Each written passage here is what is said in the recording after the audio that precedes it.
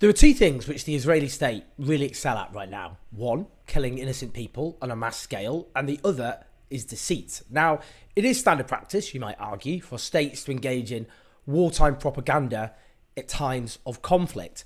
Be that as it may, Israel's current deceit intends specifically to cover up serious war crimes and a massacre, which I think is a better description than a war.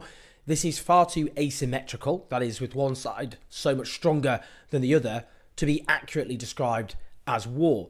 Now, this is all happening, of course, with the direct complicity of our governments. Thus, this is in part done in our name.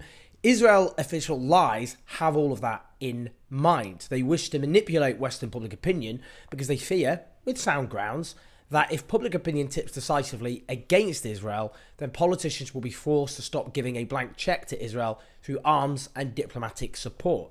Now, Israel's authorities lie and lie and lie again.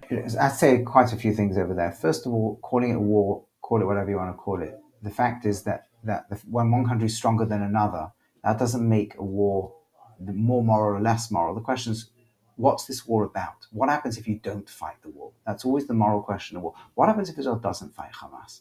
And I think I've said this to you in other videos, and it's a really critical point, and this is what's driving Israeli public opinion. By the way, why even if the West goes crazy against Israel, the Israeli public opinion will still be supporting this war. And the reason is because Hamas has existed for a very long time, together with Hezbollah and many Iranian-backed groups, Islamic Jihad, always saying they want to destroy Israel. They want to slaughter all the Jews in Israel. They want to remove any area that was Dar al-Islam, part of Islamic control. And they want to Judify, get the Jews out of this place, kill them all. They've always been saying that, but they haven't looked like they have the ability to really carry it out. Hezbollah in the north has definitely been gaining huge capabilities, and Iran has been building this octopus of around. But what they suddenly discovered on October 7th is the capabilities of these guys to come on a suicidal wave of thousands of Hamas fighters, 1,000 of whom I think died in the fighting, but they came across and they were able to slaughter so many civilians in a single day. And it was that wake-up call of, oh my goodness, these guys really, really are gaining a certain power and capability here. We can't just try and contain them anymore.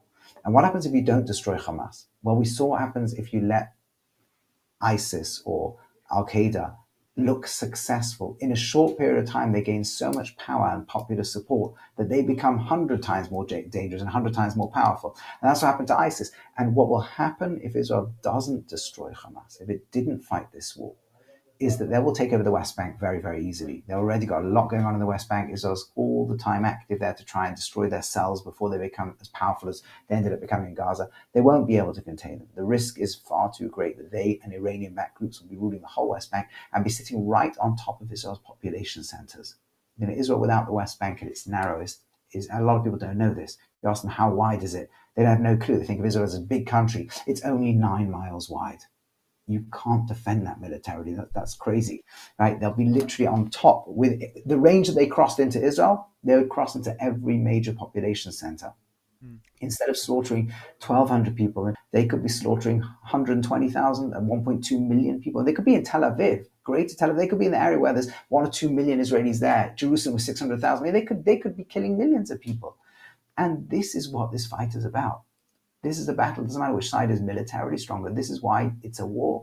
Because without this, there is no ability for Israel to survive. That's the calculus Israel is using, right? And you can talk about all the lies you want. It's not a lie that Israel has moved 1 million Palestinians out of Gaza City where the main ground offensive was taking place.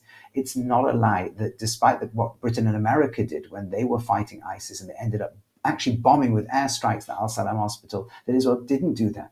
And it went in with a little hole in the wall and then sent commandos in with Arabic speakers and with medical equipment. That's not a lie. It's not a lie. They found under hospitals and under medical places and under mosques and under schools and in children's bedrooms rockets.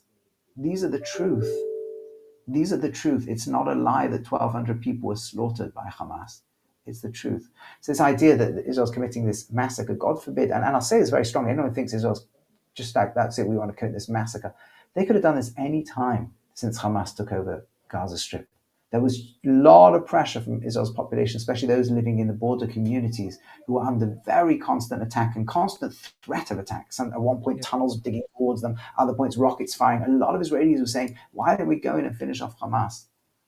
And the military and the political leadership under successive governments, including quite right-wing governments, in the end always said no, because it didn't want a war with this many civilian casualties.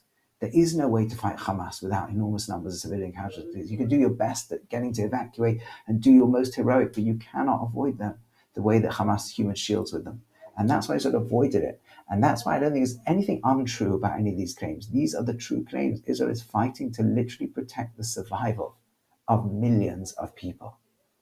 And anyone who underrates the power of these jihadi organizations that Iran is building around Israel, October the 7th woke us up to just how dangerous they've already become and how dangerous they're going to be in 3, 4, 5 years' time if they're not destroyed today.